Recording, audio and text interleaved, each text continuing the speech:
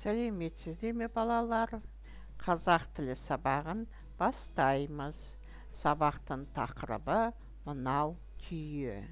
Тема урока это верблюд. Бірінші тапсырма. Тыңда, қайтала. Первое задание. Послушай, повтори.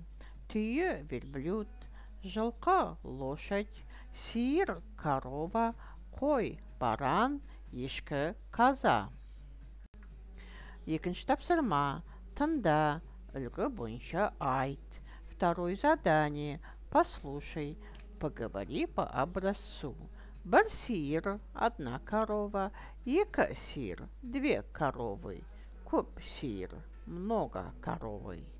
Түйе, қой, ешкі. Үшінші тапсырма.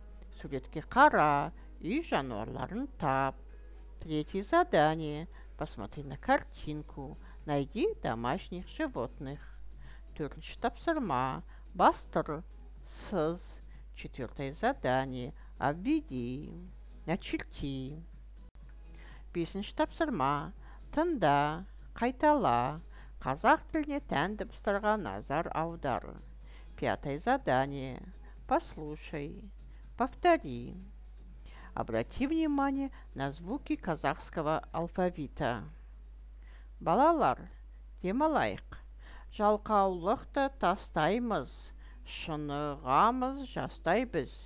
Ырғағым мен әуеннің жаттығуды бастаймыз. Кәне балалар, тұрайық, мойнымызды оңға, солға бұрайық.